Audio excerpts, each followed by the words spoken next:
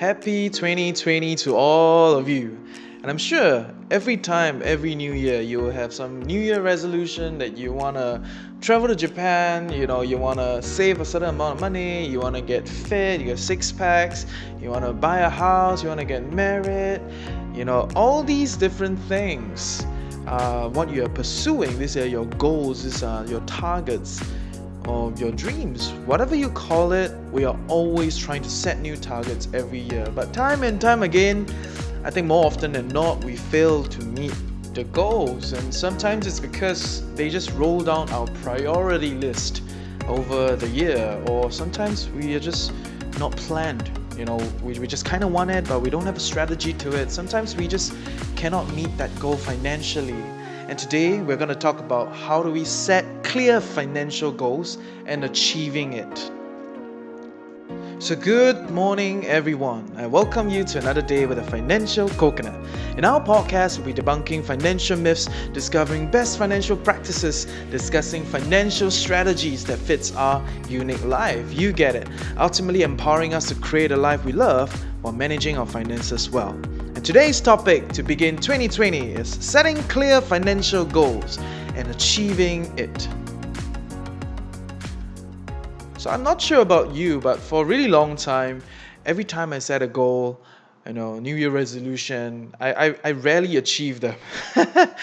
Because it's just kind of like a thing, everyone just talks about New Year resolution, new goals, new thing, it's like a new year, we got to start again, but nobody actually gets down to look at their goals and revisit them and review them and actually stick by them. All right, so I guess it's becoming really common to fail at your goals, which is to me not cool at all. So these few years I've been a lot clearer and I've been a lot more targeted in terms of how I'm gonna do all these things, how I'm gonna actually achieve the goals I set out for the year. I think it really helps that you stick to the plan, because when you stick to the plan, at least you have a certain direction to go towards. If not, many people will just be going through this cycle, right? Going through this cycle of working in the morning, going back to rest on the weekend, go out with your friends, date, etc., which is all right. But when you're not focused on your goals, you're trapped in this cycle and many other byproducts like angst for your colleagues, depression, and social isolation. They all start to set in when you're constantly in this cycle without knowing where you want to head towards. All right, so as I've said before in my previous podcast, one of the easiest way to make money is work, do a job, and yeah, get a job. It's easy, right? Easiest way to make money, get a job, you get paid. Cool stuff. But many people, because they are trapped in this cycle and they don't know where they want to go, they get sold by a lot of all these ideas that, if you have a lot of money, life is free, you have a lot of choices, if you can become an internet millionaire, you can, trade in the stock market and be super successful in a short period of time. And oh my goodness, I know we've talked a lot about this through this whole podcast. And yeah, I just want to clear the air to let you know that it is very okay to stick to your job and do well, and just constantly make, a fair income. And if you promote, you get kind of increment, cool stuff. If not, you can still constantly achieve your goals as long as you are clear of where you want to go and, have a plan and strategy towards it. So I know I've been talking a lot about setting clear goals, setting clear goals, setting clear goals. So how do we actually do it? How do we actually have a clear goal and set a plan and ultimately achieve it? All right. So there are many strategies, and as usual, we'll only be talking about 3 points. All right. So go online, search all different kind of strategies. I think those are cool, many ways to do it. But I'm going to share with you 3 things that I do. I actively do, and to me, I think it works. It works really well for me. Right? And the first thing that I always do in whatever that I'm searching for is to look for relevant experts and do my shopping. Right? So if let's say I want to travel to Japan, which is what I did this year, right? To travel to Japan for 2 weeks, just a short one, to kind of experience the culture there and to then determine whether I want to go for a long trip, right? So let's say I want to do that. What do? I will search online. I will look for all the different websites to talk about how to travel around Japan, go to YouTube, look at a lot of YouTube videos. All these people have done it. They all know what they're doing, and they're all sharing you tips and strategies to how do I travel to Japan? How much do I need, and where should I go, and etc. etc. Right? So when I look up to all these relevant experts and I do my shopping, I look at different people, how they do it, what they do, I then get a better sense that okay, maybe so to travel to Japan, I need maybe about 1,500 Sing for 2 weeks, right? About there, right? And then so then that becomes my goal, and there's a breakdown. So maybe 400 to the air ticket, and then how much for lodging, and etc. etc. So I go through this whole shopping process and meeting with all these relevant experts online, and yeah, I get a better clear idea exactly what I want. So if this year my goal is to travel to Japan for a month, how do I do it, right? And then I just go around shopping and do all these things. And if let's say your goals is to get a house, I always talk about getting a house because that is definitely something that I'm looking forward to. I'm just not sure whether I want to do it in Singapore. But let's say your goal is to get a HDB. You already have a partner. You guys are going to get married and you want to get a HDB. Oh, in 2 years' time, 3 years' time, maybe it's good to start now, right? In 3 years' time, you want to get HDB.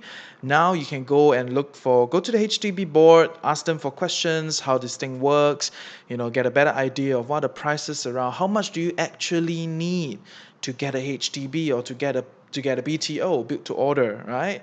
So when you have that kind of plan, let's say my target to get a HDB, in a new area, I have a BTO, I gotta pay 10,000 cash upfront. Okay, in 3 years' time, I gotta pay $10,000 cash. So what am I gonna do from now to 3 years' time to pay this $10,000 cash? I have a lot of clarity. So I know I talk a lot. I know I talk a lot about clarity, and in this podcast, and to me it's extremely important. Whatever you want to do, go and look for the experts. It need not be a physical person. It can be a book, it can be online videos, it can be a community online. Look for these people, and then they've already done it. Why not ask them how much does it cost, what is the way to go, any tips to save a little bit, or what are certain things that you cannot miss, what are some things that are not usually talked about, but when you do it, it happens. So to me, that is one of the most important steps towards getting your financial goals and actually achieving it, right? So look for all these experts. They are all around. These days it's very easy to find them, and it's gonna change this whole game of yours, right? I mean, time and time again, you set up goals every year. You want to get promoted. You want to make how much income. You want to save how much. You want to, get a good body. You want to travel somewhere. You want to buy a house, whatever. But many a times, it is just a piece of paper that we write, you know, during December, and then we just secretly write to ourselves, next year I'm going to try to do this. And you don't tell anyone, you don't go and look for people that have already done it. You don't go and reference, you don't do your shopping.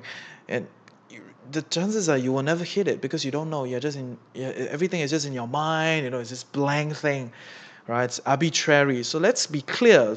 First thing you need to do to set clear financial goals and achieving it is to go and shop. If this is something that you think you want it, go and look around, ask for people, ask for experts, and try to understand how much you need. And then you set a money value on this. If I want to travel to Japan, maybe I need $2,000. I want to get a mortgage, I need $10,000 cash. I want to save $5,000 this year. There is a money value across all these different goals, right? And we cannot run away from this because we live in a capitalistic society. Everything is based on demand supply, on a capitalism canvas, right? So realizing that there is always a money value tag behind all these things, it's extremely important. Even if you want to get fit, you want to, join a yoga class, then you go and find out how much does it cost to do yoga, right? And are there ways to be cheaper?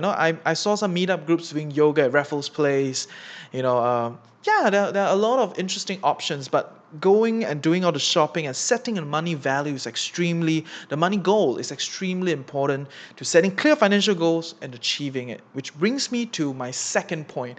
After you have that money goal, set a plan.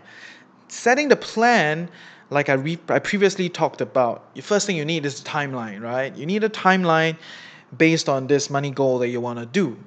So let's say my goal is to travel to Japan this year, right? And after all my research, I realized that, okay, if I travel during post spring, which means right after the cherry blossom season. It's cheap and cool, and cheaper at least because it's off super peak, and it's relatively cooling weather. And that was the time I traveled to Japan, right? And after researching all the different places to stay and flight tickets everywhere, I decided that okay, I need about $2,000 to travel to Japan for 2 weeks. Okay, let's say that's the plan, right? So with that $2,000, then I have to factor that into my budget because I have an ongoing income of say $3,000 a month. In a year, I want to travel to Japan. So by next year, I have 12 months to collate $200. So every month, I just need to set aside 100 over dollars, to my travel Japan budget, right? And that is as simple as it is. But certain things are a little bit more complicated. So after you have that money goal, if your goal is a house, 3 years, 5 years, a longer plan, right? So with that money goal and with that timeline that and after calculating your monthly contribution that you need to contribute to this goal, you may want to consider investing, right? Because investing may give you that kind of additional impact and the kind of additional leverage to be able to then compound for more. And maybe in a shorter period of time, you can, have that. And if, in any case, if there's a surplus within the plan, then you can take this surplus to do something else. Right. So to me, that is extremely important. After meeting the experts and getting, your money goal and the strategy, then you set a plan, right? Which is the timeline, the monthly contribution, and whether to invest this money if I have a longer time horizon. I think that's extremely important. Which brings me to my third point, which I think it's really cool. That is to set up a bank account for this goal and this thing that I want to do. So if I want to save a certain amount of money, I will set up a bank account for savings. If I want to create an investment fund for myself, for my retirement, I will create a bank account for that. And even if I want to travel to some place and I'm gonna need to save up maybe a few $1,000s, I will create a bank account for that, right? And I realized that not many people do that. I used to think that it's very common. Everyone has a few bank accounts for different purposes, but I realized that it is extremely uncommon. Most people only have one or two bank accounts. In fact, many people only have one and many credit cards. So it's a to me why setting up a bank account is so important, right? Because the first thing is it is a commitment to the goal. So after you've met all the experts and do all the planning and understanding, and then you've set up a plan with the monthly contribution, the timeline, everything that you need to have, going to the bank and queuing up and setting up a bank account gives you that commitment to this goal that you want to have, right? And let's be realistic. You don't want to be establishing many goals for the new year, right? Let's keep a few things simple, right? Start with simple things like I want to save a certain amount of money, I want to plan a short little trip, I want to do small little stuff, and then we build from there. Set up an investment fund, right? I think those are cool stuff. And at least you should have maybe 3 or 4 bank accounts, one for investing, one for savings, and one for entertainment. All these will help you in your budget. I'm going to talk about it in another podcast.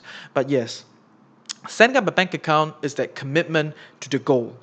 And it allows you to segregate the money immediately, right? You don't want to put everything in a clump in one account, and everything is a mental note. It's going to test your mental capacity. From time to time you get stressed, and then you want to do some self-care or whatever kind of therapy that you want to do. Then retail therapy rubbish, right? But anyway, whatever, all those things that you want to do, it will then affect your goal because you're clumping everything into one account and it's all a mental note. And when you go into a mode like this, when you're very emotional, you want to do retail therapy and all those kind of rubbish things that the market tells you to do, then more often than not you cannot control that spending, and it may eat into all these different plans that you have prior at the beginning of the year. So set up a bank account. It's commitment to yourself. Separate the money. And the third best thing about a bank account is that you can auto transfer. You can set automated transfer to this, right? So to me that is amazing because it's like an auto commitment to your goal already. So wherever you are, you will definitely hit that goal because you understand how much you have a clear plan and how much contribution you need, and then you set up a bank account to automate that process of contribution from your income bank account. So I think that is cool, right? one of the easiest way to set clear financial goals and achieving it. Trust me on this, right? Give it a shot, do it, and let me know if you have other strategies to, help you and help all of us to achieve your financial goals this year. And I wish you all the best, and I hope you learned something today. See ya. Hey, I hope you learned something useful today and truly appreciate that you took time off to better your life with the Financial Coconut. Knowledge is that much more powerful and interesting when shared, debated, and discussed. I hope you will share what you've gained with people you love, and I want to hear from you. Give me some questions and help me along with building our community of financially savvy coconuts. I hope together we can fulfill our curious minds and desire for clarity. Email me at thefinancialcoconut@gmail.com or message me on Facebook at The Financial Coconut. I will do my best to address your questions in future podcast series, especially if many people are concerned about the same topic. With that, have a great day ahead, stay tuned next week, and always remember, personal finance can be chill, clear, and sustainable for all.